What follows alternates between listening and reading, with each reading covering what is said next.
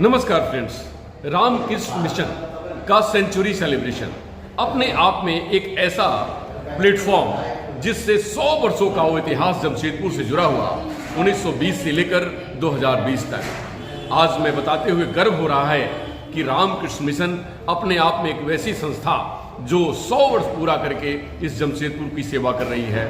Ramakrishna mission में शिक्षा, स्वास्थ्य और गरीबों के कल्याण के अनेक योजनाएं चलाई जाती हैं और उस योजना से उन लोगों तक लाभ पहुंचता है जैसे नर में नारायण हो, जो स्वामी जी का वाक्य वचन था कि प्रतिष्ठा, प्रसिद्धि और अपने आप की मुक्ति नारायण की सेवा करके मिलती है, नारायण की प्राप्ति से मिलती है और वो नारायण नर में निवास करते हैं। स्वामी विवेकानंद जो हमारे पूरे भारत ही नहीं पूरी दुनिया के जो एक सिरमौर हैं और हमारे सर के ताज हैं, आज उन्हीं के ऊपर बहुत सारे व्याख्यान रखे गए और उस व्याख्यान में पूरे भारतवर्ष से लोग आए। आइए सुनते हैं उस व्याख्यान की कुछ झलकियां और कार्यक्रम की कुछ झलकियां जो रामकृष्ण मिशन जमशेदपुर ने आयोजित किया त्रिदिवसीय कार्यक्रम को।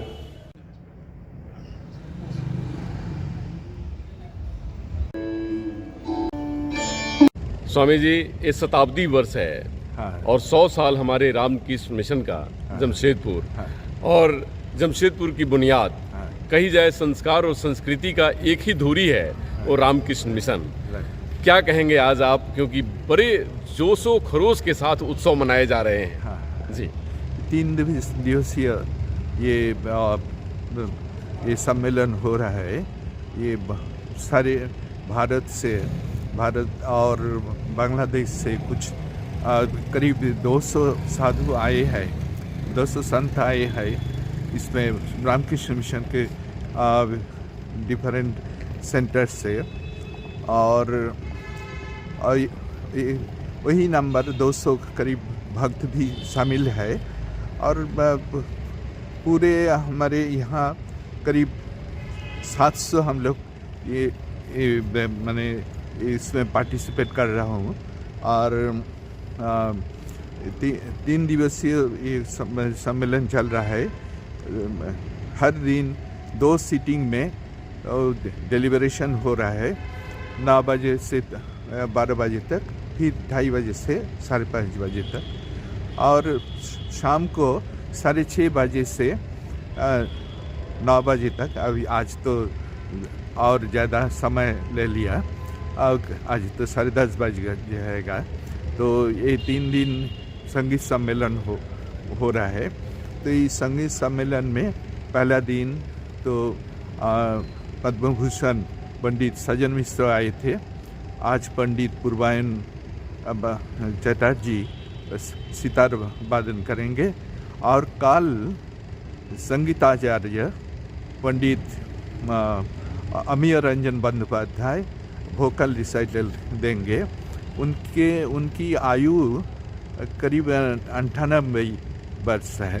तो इसलिए खाली हम लोग का माने भाषण खाली नहीं है, इसके साथ संगीत का भी सम्मेलन किया गया है। और ये जमशेदपुर के इतिहास में ये रामकृष्ण मिशन 1920 साल में इसकी सूचना हुई थी और देखते देखते 100 साल बीत गए और कोविड के चलते हम लोग 2020 में ये कर नहीं पाए, इसका आयोजन कर नहीं पाए। इसलिए अभी इस सम्मेलन में हमारे हेडक्वार्टर्स से, रामकृष्ण मिशन हेडक्वार्टर्स बेलूर मठ से हमारे जनरल सेक्रेटरी महाराज श्रीमद स्वामी सुबीरानंद जी महाराज आए हैं और 3 दिन ही रहेंगे और महाराज 2 दिन ही भाषण दिए हैं और काफ़ी उत्साह है जन समूह में। और इसका अब हम लोग रहने का बंदोबस्त किए है। हमारे जो सेंटर है, मंक्स क्वार्टर है, साधु संत निवास है हमारे बिष्टपुर आश्रम में और कोई होटल में, जिंजार होटल में, BS रेसिडेंसी में। और खाने का प्रबंध किया है हमारे चेनाब तो स्वामी जी रेस्टोरेंट से। क्या संदेश देना चाहेंगे युवाओं को, क्योंकि युवाओं के प्रणेता हमारे स्वामी विवेकानंद जी, तो क्या आप संदेश देना चाहते हैं इस 3 दिवसीय कार्यक्रम से? हाँ हाँ, युवा को देखिए, स्वामी विवेकानंद एक ऐसे पर्सनालिटी थे, ऐसे व्यक्तित्व थे कि उस माने सभी गुणों से भूषित थे। जैसे उनका माने शरीर भी सबल था और मेधा भी था, बहुत था और चरित्रवान। स्वामी जी चाहते थे कि युवा वर्ग माने उनका जो माने वो मिशन ही था मैन मेकिंग एजुकेशन। हमारे यहाँ जमशेदपुर में 16 स्कूल हम यहाँ चलता है और 16 स्कूल में 12,000 बच्चे हमारे स्कूल में पढ़ते हैं। तो ये स्वामी जी का आदर्श लेकर अगर युवा वर्ग वो आदर्श से प्रेरित अगर होंगे तो शायद हमारे देश और भी सभी दिशा में और भी माने आगे बढ़ेंगे। तो इसलिए स्वामी जी की जो रचनावली और स्वामी जी का वाक्स जो है उसका अध्ययन करके युवा वर्ग को देश के प्रति माने समर्पित करने का ये माने एक मौका है। और इससे हमारे शताब्दी जो समारोह से प्रेरित होके शायद कोई युवा हमारे जमशेदपुर के युवा वर्ग भी इसके प्रेरित होके और भारत का नाम रोशन करेंगे। इसी का संदेश। धन्यवाद। फर्क करता है वो है विवेक बुद्धि विचार बुद्धि। मनुष्य विचार कर सकता है। The God has given this wonderful faculty, उसको कहते हैं discriminating faculty। मनुष्य विचार कर सकता है, मनुष्य मनन कर सकता है, मनुष्य का विवेक बुद्धि है जिसको हम कहते हैं शास्त्र में रस। तभी तो हम मनुष्य को पशु से अलग कर सकते हैं, अपने को ऊपर उठा सकता है। और बहुत सुंदर उदाहरण हम दे सकते हैं, मनुष्य में उस शक्ति है। आप सभी जानते कौन बन गए, क्या बन गए? वो तो बन गए महर्षि वाल्मीकि। अपने को ऊपर उठाने की शक्ति, वो शक्ति थी, उन्होंने अपने को ऊपर उठाया और प्रमाणित कर दिया कि मनुष्य भी महान बन सकता है। अगर नहीं जानेंगे तो हम अंधेरे में रह जाएंगे, हम अंधेरे में रह जाएंगे। भौतिक उन्नति हो सकती है लेकिन आध्यात्मिक उन्नति संभव नहीं है। कोई वक्ता बता रहे थे सुबह आज, द मटेरियल वेलफेयर और उसकी भी आवश्यकता है जिसको हम कहते हैं स्पिरिचुअल वेलफेयर। स्पिरिचुअल वेलफेयर, आध्यात्मिक कल्याण, जागतिक कल्याण और आध्यात्मिक कल्याण दोनों की आवश्यकता है। तो इसलिए हमें आध्यात्मिक उन्नति की आवश्यकता है। क्यों आवश्यकता है? आप तो कहेंगे कि हम तो अच्छे हैं, खाते हैं, पीते हैं, पैसा रोजगार करते हैं, इधर घूमते हैं, उधर घूमते हैं, लेकिन अंदर ही अंदर अगर अपने आप को आप पूछेंगे तो आप पाएंगे कि आप आनंद में नहीं हैं। आप आनंद में नहीं हैं। अब जो सुख चाहते हैं, शांति चाहते हैं, वो नहीं है। हम बहुत सारे लोग को पूछते हैं, भाई आप कैसे हैं? अरे चलता है, अरे चलता है। कोई भी ऐसा व्यक्ति आप नहीं पाएंगे, बहुत कम पाएंगे जो कहेंगे बहुत अच्छा हूं महाराज, हम संतुष्ट हूं, आई एम फुल्ली कंटेंट। एक व्यक्ति को, बहुत कम व्यक्ति को पाएंगे। सभी कहेंगे ये है, वो नहीं है, टगना में दर्द है, घटना में ये है, वो दुनिया भर का अशांति। तो डियर फ्रेंड्स, आप अगर इसके परे जाना चाहते हैं, अगर असल सुख और शांति आप चाहते हैं तो आध्यात्मिक उन्नति की आवश्यकता है। और जीवन का जो उद्देश्य है, जो बार बार हमारे आचार्यों ने कहा है और हमने अभी भी देखते हैं 19वीं सेंचुरी में श्री रामकृष्ण परमहंस, स्वामी विवेकानंद जी, माँ शारदा, बहुत सारी बातें कह के गए हमारे पूर्व वक्तागण, प्रखर वक्तागण। इसलिए अगर हम मनुष्य जीवन को क्या उद्देश्य अगर जानना चाहते हैं और उसको अगर हम हासिल करना चाहते हैं तो हमें बहुत सारे उपाय हैं। मनुष्य जीवन का उद्देश्य एक ही है, दूसरी भाषा में आप कह सकते हैं लिबरेशन, मुक्ति, आत्मज्ञान, ईश्वर लाभ, भगवान लाभ, बहुत सारी बातें हम कह सकते हैं। भाषा अलग हो सकती है लेकिन उद्देश्य एक है। उपाय बहुत है, बहुत सारे उपाय हैं। और स्पष्ट रूप से स्वामी विवेकानंद जी कहते हैं, जब वो रामकृष्ण मिशन के उद्देश्य के बारे में वो कहते हैं, the motto of Ramakrishna mission, वो क्या कहते हैं, बहुत ही सुंदर कहते हैं, आत्मन मोक्षार्थं जगत हिताय च। अरे तुम्हारे जीवन का उद्देश्य है आत्म मुक्ति, लिबरेशन। और ये आत्म मुक्ति कैसे तुम प्राप्त कर सकते हो? जगत के हित करने, साधन करने से ही तुमको आत्म मुक्ति मिलेगी। इस आत्म मुक्ति के बारे में हम कहते हैं, ये भी हमें समझना है। लिबरेशन, लिबरेशन का तो होता है साधारण रूप से कि हम जन्म मृत्यु के परे कैसे जा सकते हैं और get rid of the cycle of birth and death. जब हम परे चले जाते हैं तब हम कहते हैं कि लिबरेशन, मुक्ति। तो स्वामी विवेकानंद जी बहुत स्पष्ट रूप से कहते हैं कि ये साधन हमारे पास है, बहुत सारे उपाय हमारे पास है। जैसे पूर्व वक्ता कोई कह के गए हैं, जो भारतीय जो सनातन परंपरा है वो बहुत ही अनोखा है, बहुत ही उदार है। ऐसी एक धर्म है भारतीय सनातन धर्म, जिसमें हम उदारता देखते हैं। बहुत सारे उपायों के बारे में बताए गए हैं। ऐसा कोई भी धर्म नहीं है इस धरातल पर कि बहुत सारे उपाय, एक उपाय आपको मानना पड़ेगा, नहीं तो गेट आउट। लेकिन ये उदारता देखिए सनातन हिंदू धर्म का है, जिसमें बहुत सारे उपाय बता के गए। मेनी बहुत सारे उपाय। जैसे हम हजारों साल की परंपरा अगर देखें तो योग के बारे में कहे गए हैं, ये कर्म योग, ज्ञान योग, राज योग, भक्ति योग के बारे में कह के गए हैं। हजारों साधक हजारों वर्ष से साधना करते आए हैं और मनुष्य जीवन का जो उद्देश्य है उसको प्राप्त कर सके हैं।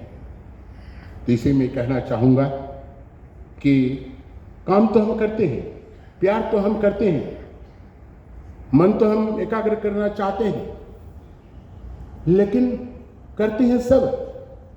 लेकिन किस दृष्टि से हमें करना चाहिए, किस दृष्टिकोण से करना चाहिए? डियर फ्रेंड्स, अगर दृष्टिकोण को बदलना चाहते हैं, जिसको हिंदी में कहते हैं नजरिया, अगर नजरिया को बदलना चाहते हैं, नजरिया को बदलना पड़ेगा। अब काम करते हैं, ऑफिस में काम करते हैं, दफ्तर में काम करते हैं, सभी जगह काम करते हैं। ये भी आपको मानना पड़ेगा कि सब काम ही सेवा नहीं है। एक काम कब सेवा हो जाती है? जब एक कर्म के साथ समर्पण की भावना युक्त हो जाती है, तब वो कर्म सेवा बन जाती है। इस संदर्भ में मैं एक घटना का जिक्र करूंगा। एक कहानी समझ लीजिए। गांव में बहुत, अगर हम कर सकते हैं तब हम आध्यात्मिक प्रगति की ओर बढ़ रहे हैं, इसमें कोई भी संदेह नहीं है। Can you live others? और भी कहते हैं, दूसरी बात वो कहते हैं कि फील वननेस विथ अदर्स। क्या तुम सबके साथ एकात्म अनुभव करते हो? हम तो एकात्म अनुभव करते हैं, बच्चों से करते हैं, बीवी से। तुम क्या सबसे एकात्म अनुभव कर सकते हो? Can you feel oneness with others? तो बच्चे का, झोपड़पट्टी का बच्चे, कोई हो, गरीब हो, सबके साथ आप एकात्म अनुभव कर सकते हैं। अगर एकात्म अनुभव कर सकते हैं, you are progressing toward spirituality, otherwise not. तीसरी बात वो कहते हैं, हम तो शांति चाहते हैं। What is the most wanted thing in human life? मनुष्य के जीवन में सबसे बड़ी जो चाह, वो चाह क्या है? चाहे हम शांति चाहते हैं, सभी शांति चाहते हैं। और तीसरी बात स्वामी रंगनाथन जी कहते हैं, have you attend the peace of mind? क्या तुम मन की प्रशांति को प्राप्त किया है। अगर प्राप्त किया है वो चारों तरफ फैला सकते हो। अगर इसको खाली नजरिया बदल देना है, चेंज द माइंडसेट, दृष्टिकोण बदल दीजिए, वही काम सेवा बन जाएगा, वही काम भक्ति बन जाएगी। इसलिए ये सब उपाय हमारे पास बहुत हैं। स्वामी विवेकानंद जी कहते हैं, सुंदर ढंग से कहते हैं, हमारे पूर्व वक्तागण बहुत बता के गए, this soul is potentially divine, manifested to it by controlling nature external and internal. अर्थात बहुत सरल ढंग से अगर कहना चाहते हैं कि भक्ति हम उसी को कहते हैं जो ईश्वर से प्रेम करते हैं, उसको हम भक्त कहते हैं। ईश्वर से प्रेम कीजिए, उनका नाम गुणगान कीजिए। श्री रामकृष्ण कहते हैं अगर तुमको क्या करना है, ये ब्रह्म ज्ञान लाभ करने के लिए, भगवान लाभ करने के लिए, वो कहते हैं एकांतवास। अब पढ़े वचनामृत में, पढ़े अब लेकिन भूल जाते हैं, पढ़े हैं एकांतवास की निर्जन में जाइए, कुछ दिन भगवान का नाम लीजिए, भजन कीर्तन प्रवचन की सुनिए, विश्वास रखिए भगवान पर, ये करें आप। लेकिन हम नहीं करते। और बहुत सारे लोग आते हैं कहते हैं महाराज अरे किया तो लेकिन कुछ नहीं होगा। अरे आप किया होगा लेकिन आंतरिकता से नहीं किया होगा, without sincerity. If you practice the spiritual discipline without sincerity, आपको जरूर कुछ ना कुछ मिलेगा, कुछ ना कुछ प्राप्त होगा। एक सुबह बता रहा था मैं कर रहे हैं कि नहीं, हम तो करते हैं जैसे जस्ट मैकेनिकल वैसे करते हैं, ना आंतरिकता है ना कुछ है। नहीं सब नाराज नहीं हुई, जो घटना है हम वही बताते हैं। डू इट, जरूर आपको फल मिलेगा। इतना ही कहकर मैं मेरी वाणी को विराम देता हूँ। और यहाँ महाराज नहीं है, ये वो बहुत सारे इंतजाम किया है, उसको धन्यवाद देना चाहता हूँ हृदय से कि उन्होंने इतना बड़ा फंक्शन किया, सेंटेनरी सेलिब्रेशन उन्होंने किया, इसलिए उसको हृदय से बार बार धन्यवाद देना चाहूँगा। केवल आप नहीं, आप सब भी बार बार उसको हृदय से धन्यवाद दीजिए, आभार प्रकट कीजिए। इतना ही कहकर मैं मेरी वाणी को विराम देता हूँ। सर्वे भवन्तु सुखिनः, सर्वे सन्तु निरामया, स्वभाव आनंद में रहिए, स्वस्थ रहिए। नमस्कार, धन्यवाद। ये मानो अपने आप में एक आध्यात्मिक उत्सव की तरह परिणित हो गया है। यहाँ हम पिछले 3 दिन से विभिन्न श्रद्धेय स्वामी जी से आध्यात्मिक जीवन क्या है, आध्यात्मिकता क्या है, क्यों है, इस विषय के इसके बहुत से आयाम सुन चुके हैं। इसी कड़ी में हमने पूज्य महाराज श्रीमद स्वामी सर्वलोकानंद जी महाराज का भी वक्तव्य सुना, उन्हें प्रणाम करते हुए अब हम स्वामी निर्विकारानंद जी महाराज से अनुरोध करते हैं कि वो स्वामी विवेकानंद की दृष्टि में आध्यात्मिकता क्या है, इस विषय पर अपना विचार रखें। सर्वलोकानंद जी महाराज के श्री चरणों में मैं अपना सादर प्रणाम विदित करता हूँ। परम पूज्यपाद श्रीमद स्वामी निखिलेश्वरानंद जी महाराज हम जीवन में चाहते हैं दुखों की आत्यंतिक निवृत्ति।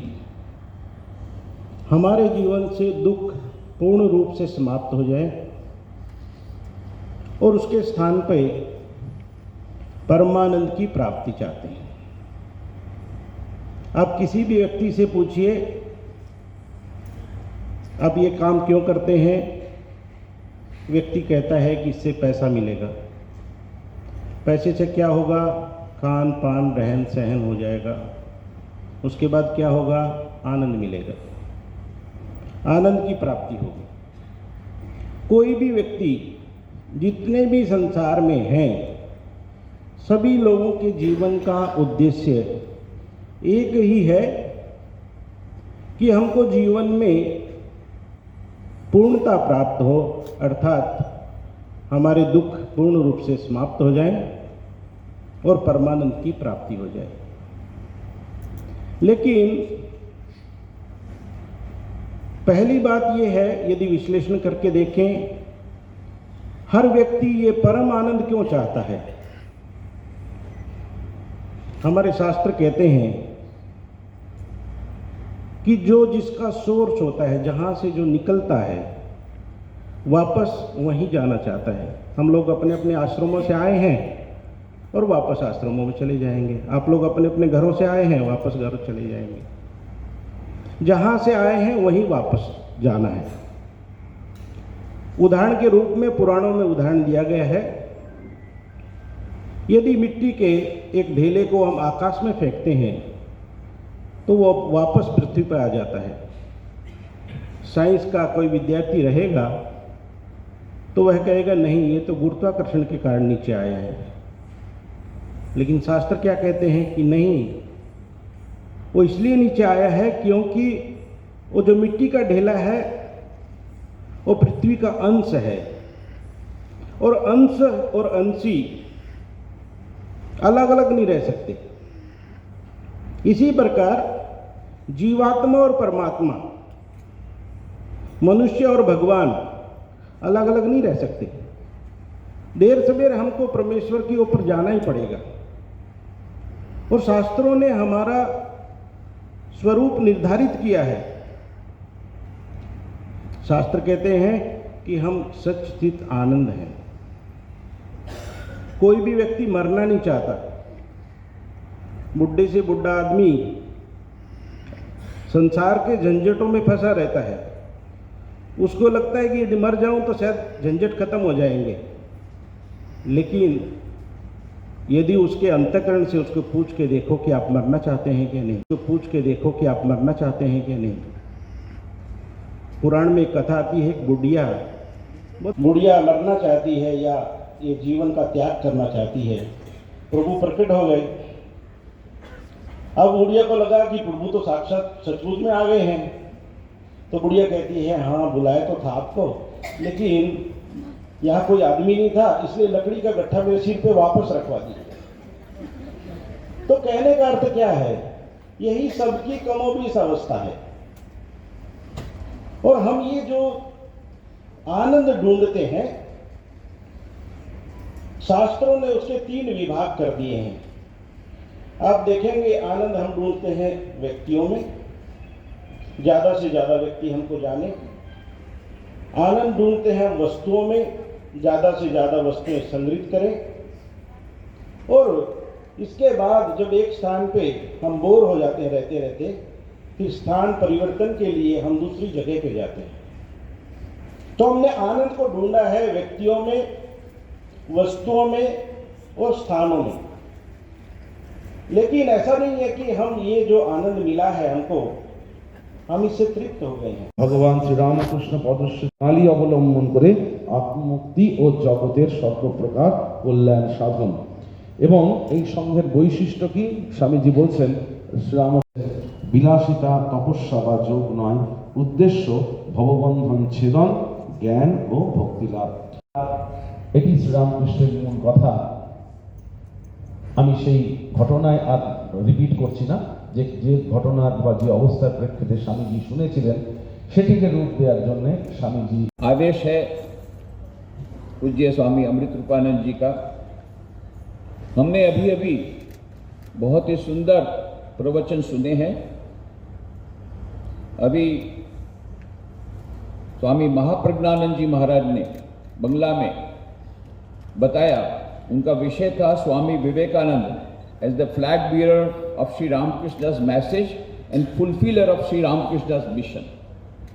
तो इतना वह व्यापक विषय उन्होंने बहुत ही संक्षेप में अच्छी तरह से कवर किया। एक दिव्य योजना के अंतर्गत एक दिव्य शक्ति ने स्वामी विवेकानंद को प्रेरित किया। श्री रामकृष्ण देव ने जो मिशन की किस प्रकार से स्थापना की, ये सब बातें बताई। स्वामी विवेकानंद तो उन्होंने ठीक ही कहा, स्वामी विवेकानंद तो हमेशा समाधि में रहना चाहते थे। और श्री रामकृष्ण देव ने पूछा भी था, तू क्या चाहता है? तो स्वामी नरेंद्र नाथ ने कहा था, उस समय तो नरेंद्र नाथ, कि मैं चाहता हूं मैं सब समय समाधि अवस्था में रहूं सुखदेव के समान, बस थोड़ा थोड़ा बीच में देह ज्ञान आए तब मैं कुछ अन्न ग्रहण करूं शरीर टिकाने के लिए, देह को टिकाने के लिए, और फिर समाधि में चला जाऊं। समाधि है उच्चतम अवस्था। कोई भी गुरु यदि ये सुनता तो कितना वह प्रसन्न होता। परंतु ये तो विलक्षण गुरु और विलक्षण शिष्य। जब नरेंद्र नाथ ने कहा कि मैं हमेशा समाधि में रहना चाहता हूं, श्री छाया तले हजारों लोग आश्रय पाएंगे और तू केवल अपनी मुक्ति की, केवल अपनी समाधि की, केवल अपने आनंद की बात करता है, क्यों तू ही वह गीत नहीं गाता है? कल जिसके बारे में मैंने कहा था, श्री रामकृष्ण का, स्वामी विवेकानंद का प्रिय गीत, श्री रामकृष्ण वही बताते हैं, तू ही तो वह गाता है ना, जो कुछ है सो तू ही है। सारे विश्व में तो वही एक दिव्य चेतना विराजमान है। यहाँ पर इतने लोग दुखी हैं, उनकी सेवा करना पड़ेगा। और जैसा बताया महाराज ने कि श्री रामकृष्ण ने लिख भी के गए, लिखा, नरेन शिक्षे देवे, घरे बाहरे ढाक देवे, सब उसने अपने हाथ से लिखा श्री रामकृष्ण ने। और नरेंद्र नाथ ने कहा नहीं, मैं शिक्षा उपदेश वगैरह नहीं दे पाऊंगा। श्री रामकृष्ण कहते तू क्या, तेरी हड्डियां काम करेगी? करना पड़ा स्वामी विवेकानंद को करना पड़ा और वह कार्य में लगाया।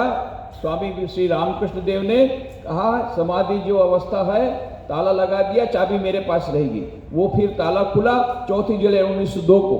तब तक जगदम्बा का कार्य श्री रामकृष्ण देव ने करा दिया। तो बहुत सुंदर रूप से इन्होंने, महाप्रज्ञानंद जी ने यह बताई बातें कि किस प्रकार से स्वामी विवेकानंद यंत्र स्वरूप बनकर के श्री रामकृष्ण का मिशन आगे बढ़ाते हैं।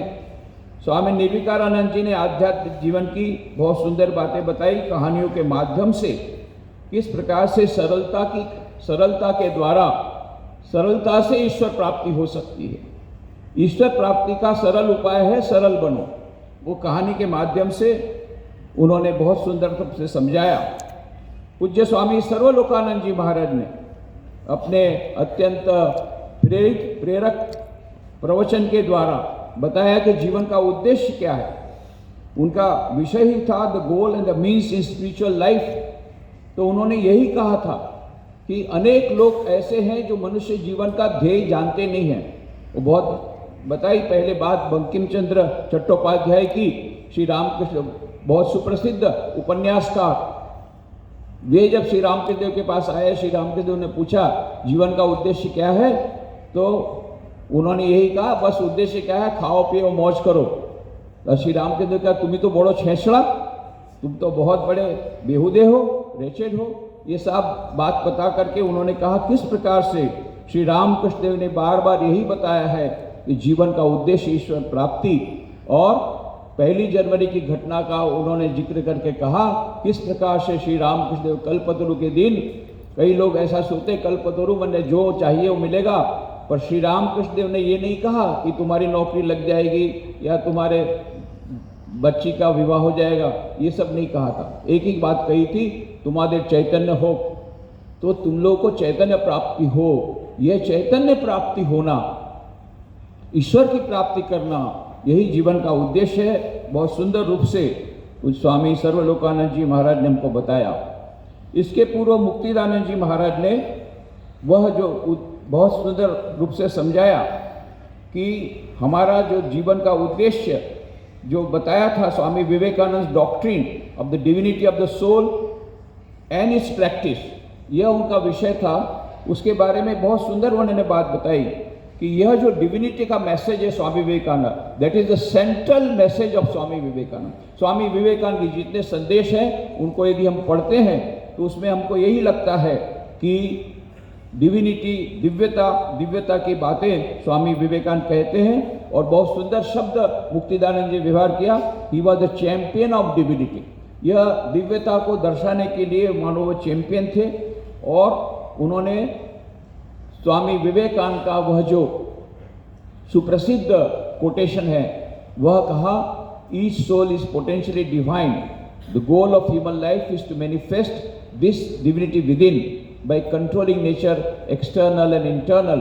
Do this either by work or worship or psychic control or philosophy, by one or more or all of these, and be free. This is the whole of religion. Doctrines, dogmas, rituals, temples, churches, mosques are but secondary details. प्रत्येक मनुष्य में दिव्यता सुसुप्त रूप से विराजमान है। मनुष्य जीवन का लक्ष्य है उस अंतः दिव्यता को अभिव्यक्त करना। ये कैसे हो सकता है? बाह्य एवं अंतः प्रकृति को वशीभूत करके। और ये कैसे हो सकता है? तो 4 युगों की बात स्वामी विवेकानंद ने बताई है। तो रामकृष्ण मिशन का जो प्रतीक है उसमें स्वामी विवेकानंद का सारा संदेश, यह जो प्रतीक आप देख रहे हैं, Ramakrishna mission Vivekananda society Jamshedpur central celebration में दाहिनी ओर जो देख रहे हैं वह है प्रतीक। ये प्रतीक स्वामी विवेकानंद ने खुद ने डिजाइन किया था। वे न्यूयॉर्क में ब्रेकफास्ट कर रहे थे, तब उनके पास ये खबर आई कि उनको एक प्रतीक का निर्माण करना होगा संस्था का। तब उन्होंने एक पुराना एनवेलप था उसको फाड़ करके उसकी दूसरी साइड में जो प्लेन था उसमें एक डिजाइन बनाई, रफ स्केच बनाया और वो डिजाइनर को भेज दिया। उसमें से ये प्रतीक हुआ। तो स्वामी विवेकानंद कहना था प्रतीक ऐसा होना चाहिए कि जिससे पूरी संस्था का उद्देश्य प्रकट हो। तो स्वयं उन्होंने जो प्रतीक बनाया, तो यह प्रतीक बहुत ही सुंदर, एक छोटे से प्रतीक के द्वारा उन्होंने वेदांत का सारा संदेश, रामकृष्ण मिशन का उद्देश्य, सब कुछ इसमें निहित कर दिया। क्या क्या है इसमें? एक तो सांप है और सूर्य है, जल की लहरें हैं, कमल का फूल है और हंस है। नीचे लिखा है तन्नो हंस प्रचोदयात्। ये सांप है, ये कुंडलिनी शक्ति का प्रतीक है, क्योंकि राजयोग में अष्टांग योग की बात है। यम, नियम, आसन, प्राणायाम, प्रत्याहार, धारणा, ध्यान, समाधि। यम है 5, सत्य, अस्तेय, ब्रह्मचर्य, अपरिग्रह, अहिंसा। और नियम भी 5 है, शौच, संतोष, तप, स्वाध्याय, ईश्वर प्रणिधान। तो ये यम नियम का प्राणायाम करते करते अष्टांग जो योग है, अंतिम होती समाधि। तो जब कोई राजयोग का पालन करना शुरू करता है तो उसके मूलाधार में जो कुंडलिनी शक्ति है वो सुषुम्ना पद से आगे बढ़ते हुए, ईड़ा पीड़ा सुषुम्ना, ईड़ा पिंगला सुषुम्ना, 3 प्रकार की नाड़ियां हैं। तो सुषुम्ना है वो बीच की नाड़ी है। तो मूलाधार से सुषुम्ना के पद से होते यह कुंडलिनी शक्ति सर्पाकार होकर के जब सहस्त्रार में आती है तब समाधि की अवस्था आती है। तो यह जो कुंडलिनी शक्ति, ये जो सांप है वो कुंडलिनी शक्ति का प्रतीक है, मतलब राजयोग का प्रतीक है। कमल का फूल है, प्रेम का प्रतीक है, प्रेम योग या भक्ति योग का प्रतीक है। सांप है वो कुंडलिनी शक्ति का प्रतीक है, मतलब राजयोग का प्रतीक है। कमल का फूल है, प्रेम का प्रतीक है, प्रेम योग या भक्ति योग का प्रतीक है। सूर्य ज्ञान का प्रतीक है, ज्ञान योग का प्रतीक है। जल की लहरें, कर्म की लहरें, कर्म योग का प्रतीक है। और भीतर है हंस, नीचे लिखा है तन्नो हंस प्रचोदयात्। इस प्रकार से हंस, परमहंस, परमात्मा का दर्शन होता है। किस प्रकार से परमात्मा का दर्शन होता है? जब चारों योगों का समन्वय हम अपने जीवन में करते हैं तब हमें ये परमात्मा का दर्शन होता है।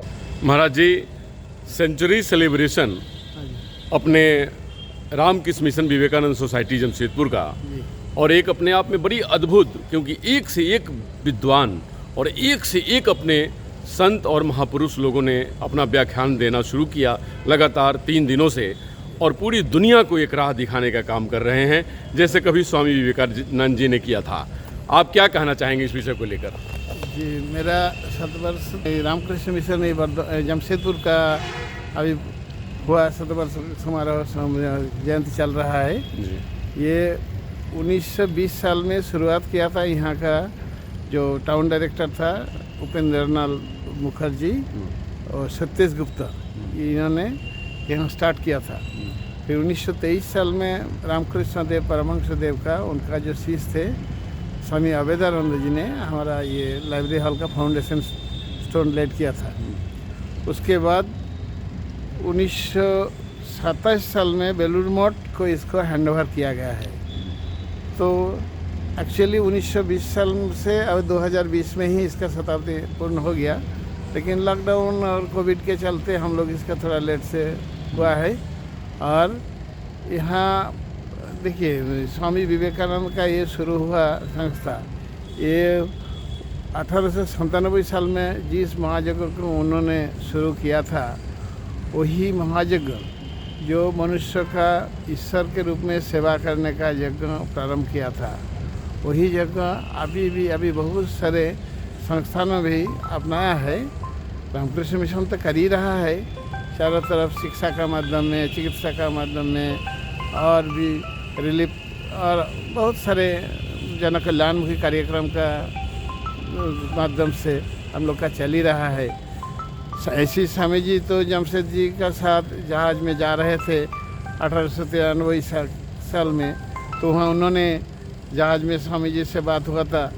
तो स्वामी जी ने जमशेद जी को कहा था, आप सिर्फ उधर का सामान यहाँ ला के बेचकर साधारण व्यापारी होने का वजह, आपको हमारा अपना देश में ही क्यों ना उद्योग लगाते हैं, इससे अपना देश का पैसा यहाँ ही रहेगा और हमारा यहाँ का युवक युवती को काम भी मिलेगा, काम इसका कर्म का भी नौकरी का सहयोग मिलेगा।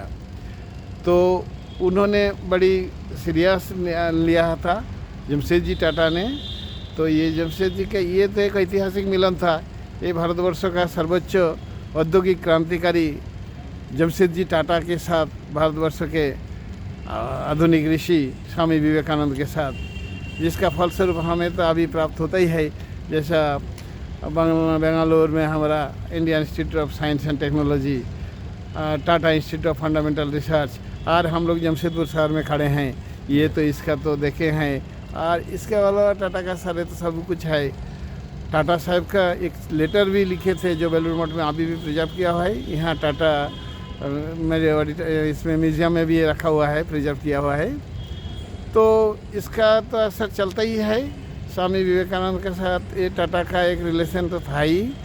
और स्वामी जी ने जो जगह का जो महायज्ञ को प्रारंभ किया था, जिसके मनुष्य को ईश्वर का रूप में सेवा करने का, चाहे बाले रोगी हो।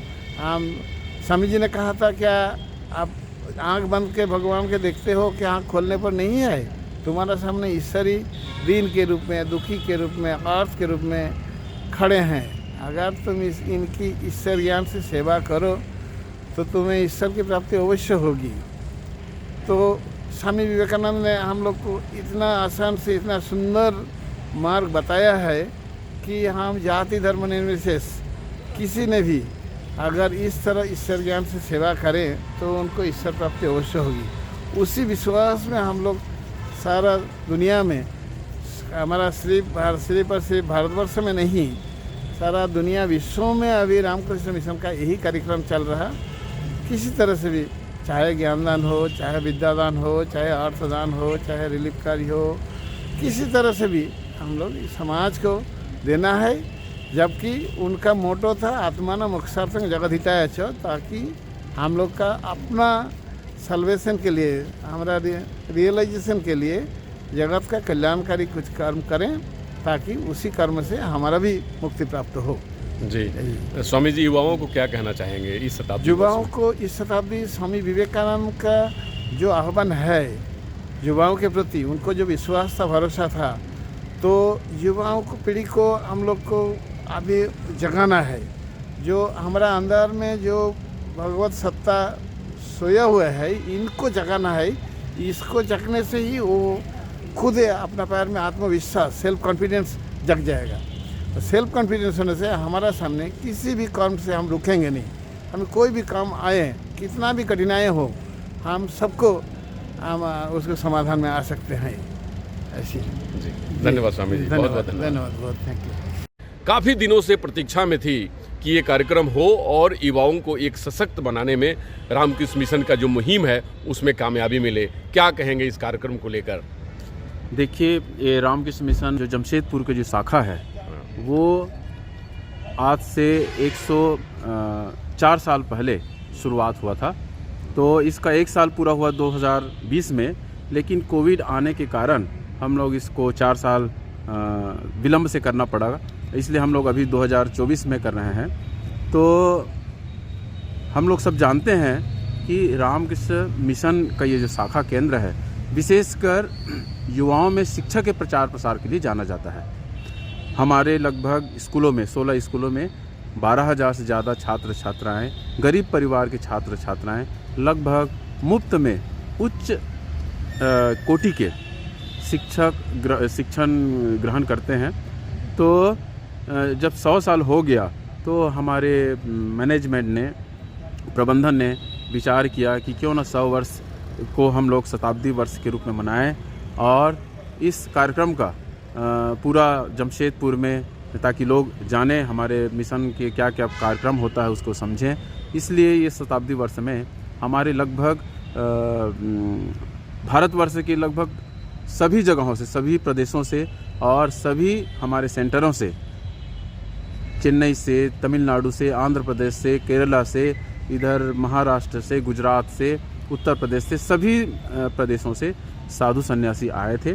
और 3 दिन का जो यहाँ जो कार्यक्रम हुआ उसमें बहुत ही गंभीर विषयों पर गंभीर चर्चाएं हुई, ताकि जो रामकृष्ण मठ मिशन की जो सिद्धांत है, उनकी कार्य पद्धति है और उनके कार्य करने की शैली है, इसके ऊपर कैसे हम लोग और अच्छे से चर्चा कर सकें, उसको और कैसे हम लोग जन जन तक पहुंचा सकें, इससे कैसे और युवाओं को फ़ायदा हो सके, उनके चरित्र निर्माण में, उनके व्यक्तित्व के विकास में, उनके जो जीवन की उन्नति में, उनके अभ्युदय में और उनके आध्यात्मिक उन्नति में भी कैसे रामकृष्ण मिशन अपना योगदान दे सके, इसलिए यह 3 दिन का प्रोग्राम किया गया। जी स्वामी जी, युवाओं को क्या कहना चाहेंगे, क्या संदेश देना चाहेंगे? युवाओं को यही कहना चाहूँगा कि स्वामी जी का एक ही संदेश है कि स्वामी जी चाहते थे कि हमारे युवा बलवान बने। बलवान बने माने शरीर से, मन से और आत्मा से। स्वामी जी चाहते थे कि हमारे युवाओं में शारीरिक बल, मानसिक बल और आत्मिक बल। तो ये बल कैसे आएगा? शारीरिक बल आता है तो स्वामी जी को पढ़ने से, स्वामी जी को जानने से, उनके जो विचार से परिचित होने से ये सब विचार हमारे मन में आएगा। तो स्वामी जी का यही संदेश है कि हमको, हमारे युवकों को आज बली होना पड़ेगा, माने बलवान होना पड़ेगा। धन्यवाद Swami ji. Thank you. Friends, आपने कार्यक्रम की झलकियां देखी होंगी। इंडिया टीवी ऑनलाइन की वीडियो को लाइक करें, शेयर करें, सब्सक्राइब करें। नमस्कार, डॉक्टर अनु शर्मा के साथ।